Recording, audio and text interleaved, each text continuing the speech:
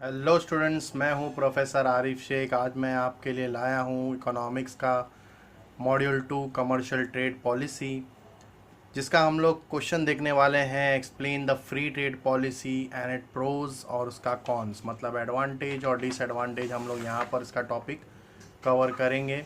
ठीक है, कॉन्स भी देखेंगे उसके पॉइंट्स और प्रोज भी देखेंगे। फ्री ट्रेड पॉलिसी, सबसे पहला हम लोग ये समझ के लेंगे कि फ्री ट्रेड होता क्या है। फ्री ट्रेड ये होता है कि जहाँ पर कोई भी कंट्री जब आपस में ट्रेड करता है तो उसके बीच में कोई रेस्ट्रिक्शन नहीं होता है, ना ही कोई टैरिफ होता है, ना ही कोई कोटाज लगता है, ना कोई भी टैक्स नहीं होता है। दे कैन फ्रीली, मतलब आपस में एक दूसरे के कंट्री में वो लोग फ्रीली ट्रेड कर सकते हैं। ठीक है, विदाउट एनी रिस्ट्रिक्शन।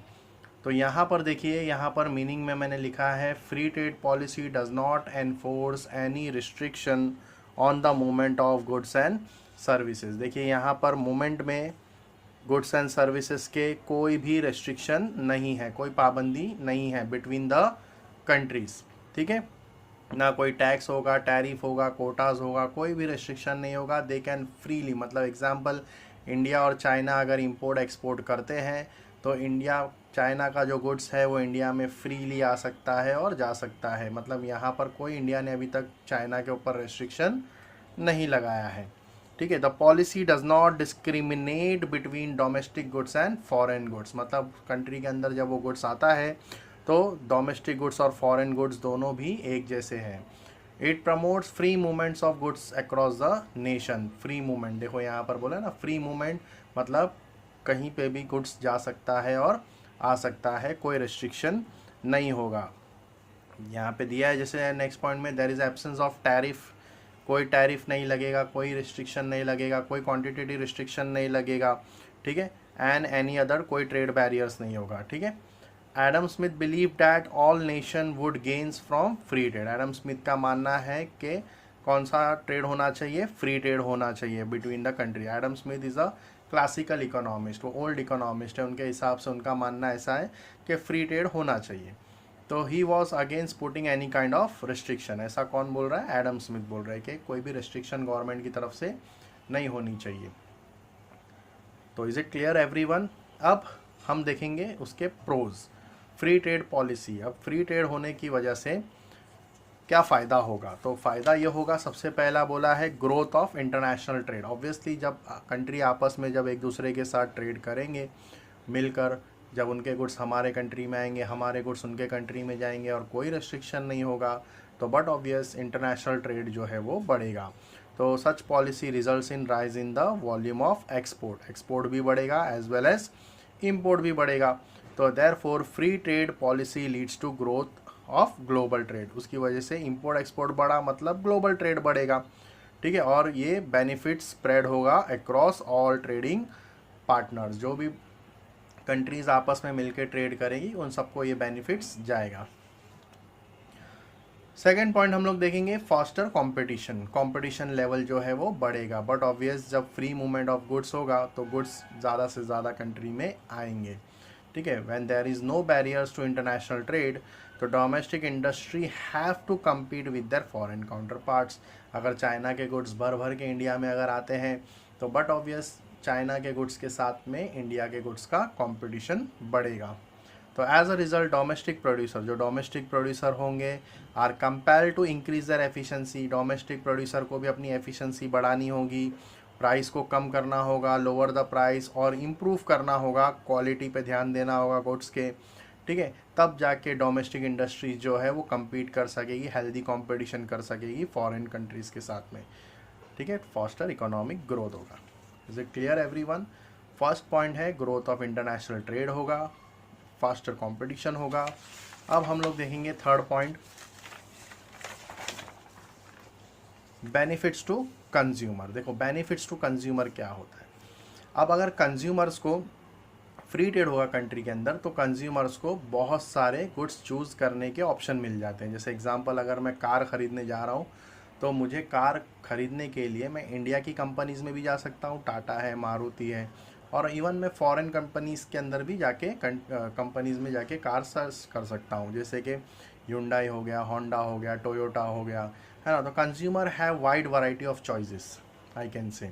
तो consumer can choose from wide variety of domestic goods as well as foreign goods and services, है ना। कंज्यूमर को बेनिफिट हुआ कि नहीं, कंज्यूमर के पास बहुत सारे वाइड वैरायटी ऑफ, जो उसको अच्छा लगेगा वो उसको सिलेक्ट करेगा कंज्यूमर। तो such policy benefits consumer in the form of lower price दिखेगा कंज्यूमर, है ना, उसको लोअर प्राइस में मिल जाएगा, greater variety and better quality.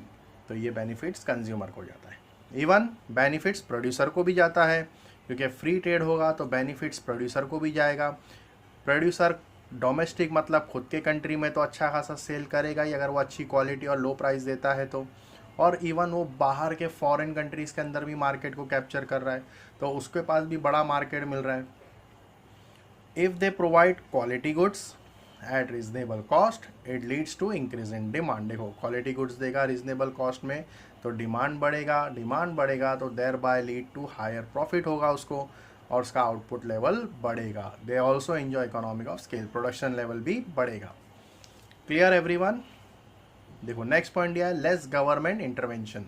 Obviously free trade policy है, मतलब यहाँ पे गवर्नमेंट का कोई इंटरफेरेंस ट्रेड में नहीं होगा।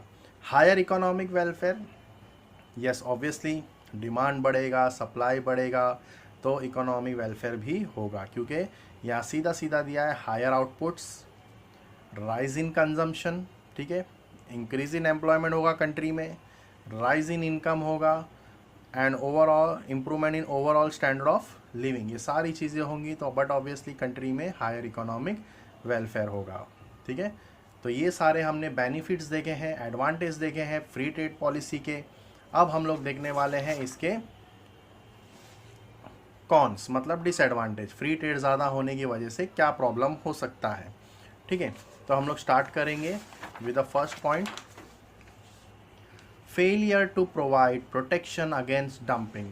देखो स्टूडेंट्स, हमको पहले सबसे पहला तो डंपिंग समझना होगा, ठीक है, कि क्या ऐसा दिया है कि गवर्नमेंट फेल हो जाती है to provide protection against dumping के अगेंस्ट। डंपिंग क्या है, डंपिंग का हम यहाँ पर एक एग्जांपल के तौर पे उसको समझ के लेंगे, ठीक है। मान लो इंडिया है और चाइना है, ठीक है।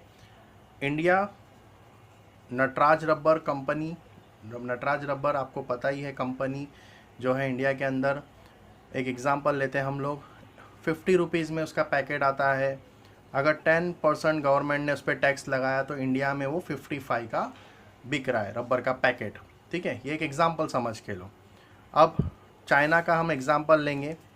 चाइना की कंपनी का नाम है चींचौ रबर, ठीक है। हम लोग एग्जांपल ले रहे हैं चींचौ रबर का, कुछ भी मैं नाम लिख रहा हूँ ऐसे ही, ठीक है। खुद के कंट्री में वो 55 में बेचता है चाइना, लेकिन हमारी कंट्री में वो 30 रुपीज़ में बेच रहा है उसको, ठीक है, to capture the Indian markets. देखो इसको बोलते हैं डंपिंग। खुद के कंट्री में मोनोपोली, ज़्यादा दाम में बेचेगा और दूसरे कंट्री में वो कंपटीशन लेवल करेगा, कम प्राइस में बेचेगा, दैट इज़ डंपिंग। तो गवर्नमेंट ने अगर इसके ऊपर 10% का टैक्स भी लगाया तो 33 में वो इंडिया मार्केट में बिकेगा। तो आप मुझे बताओ, आप नटराज रबर खरीदोगे कि चींचौ रबर खरीदोगे? ऑब्वियसली आप चींचौ रबर खरीदोगे क्योंकि वो 33 में मिल रहा है आपको, आप नटराज रबर नहीं खरीदोगे। इसमें क्या होगा, नटराज रबर को भारी मात्रा में नुकसान होगा कंपनीज़ को, ठीक है। हो सकता है वो प्रोडक्शन गिरेगा, अनएम्प्लॉयमेंट होगा, बंद हो जाएगी कंपनी। तो इंडियन कंपनी इंडिया में नहीं बेचेगा तो कहाँ, बाहर जाके बेचेगा? नहीं।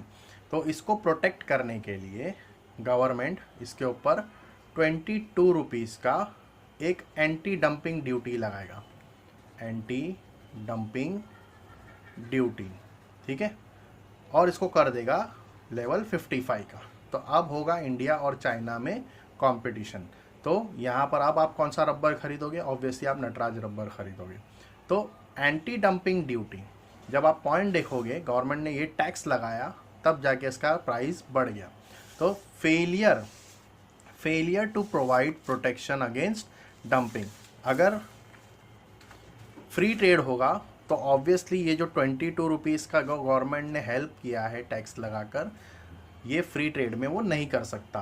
कौन? गवर्नमेंट नहीं प्रोटेक्ट कर सकता अपनी डोमेस्टिक इंडस्ट्री को। Failure to provide protection against dumping. Understood everyone? तो डंपिंग का मतलब है sale of goods to foreign country at lower price. जैसे मैंने आपको बोला, खुद के कंट्री में ज़्यादा दाम में और सामने बाहर कंट्री में लोअर प्राइस पे बेचेगा। Then to be charge to domestic buyer. Country fail to provide protection to domestic industry. देखो यहाँ पे बोला ना, कंट्री जो गवर्नमेंट है वो प्रोटेक्शन नहीं कर पाती है अपनी डोमेस्टिक इंडस्ट्री को। समझ में आया? क्योंकि ये फ्री ट्रेड है, that's why when a foreign firm resort to dumping. तो hope you understood the first concept everyone.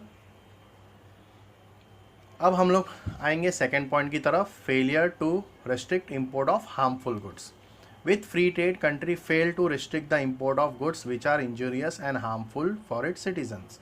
Example देखो यहाँ पे दिया, import of drugs which have serious long term implication on public health. Free trade होगा तो वो लोग भर भर के इंपोर्ट करेंगे ड्रग्स को, है ना, तो ड्रग्स का मिसयूज़ भी हो सकता है, तो गवर्नमेंट उसके ऊपर भी कोई रिस्ट्रिक्शन नहीं लगा सकता बिकॉज ये फ्री ट्रेड है। Force to shut down of infant industry, but obvious infant मतलब छोटी इंडस्ट्री, छोटी इंडस्ट्री बड़ी इंडस्ट्री का, मल्टीनेशनल कंपनी का, ठीक है, कॉम्पिटिशन नहीं कर सकती है, तो infant domestic industry are compelled to compete with establish foreign competitors. ठीक है, इन्फेंट इंडस्ट्री जो है वो नहीं कम्पीट कर सकती है फॉरेन कॉम्पिटिटर के साथ। In this case such industry are for to shut down before maturity, उसको बड़े होने से पहले ही, मैच्योरिटी होने से पहले ही वो शट डाउन हो जाती है। कौन सी industry? Infant industry. Infant industry मतलब छोटी सी इंडस्ट्री। नेक्स्ट पॉइंट है हमारा over dependence on other country. अगर फ्री ट्रेड पॉलिसी होगा, इंडिया और चाइना अगर फ्री ट्रेड कर रहे हैं आपस में एक दूसरे के साथ, ठीक है, तो अगर फॉर एग्जांपल इंडिया में अगर वॉर हो रहा है, अगर कुछ एमरजेंसीज आ गई है, अर्थक्वेक आ गया, सुनामी आ गया, तो इंडिया डील करेगा वो सारी चीज़ों से, ना कि वो वीट और राइस जो है वो चाइना को सप्लाई करेगा। ठीक है, तो कहीं ना कहीं चाइना के लिए बहुत ज़्यादा डिपेंडेंट हो जाना इंडिया के ऊपर वो डिसएडवांटेज हो जाएगा।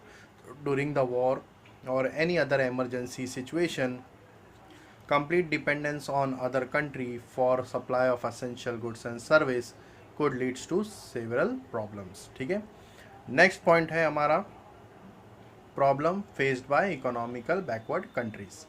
Last point, under the system of free trade economically backward country always remain at a disadvantage with respect to advance country. Obviously अगर इकोनॉमिकल बैकवर्ड कंट्रीज़ है और उसके कंट्री में अगर कोई मल्टीनेशनल कंट्रीज़, अच्छी डेवलप कंट्रीज़ आकर कोई बिज़नेस, कोई अपना इंडस्ट्री ओपन करती है, तो उसके जो डोमेस्टिक इंडस्ट्रीज़ होंगे वो बहुत बुरी तरह से अफेक्ट होंगे, क्योंकि वो अच्छी टेक्नोलॉजी यूज़ करेंगे, सारी चीज़ें, तो कोई डोमेस्टिक की तरफ नहीं जाएगा।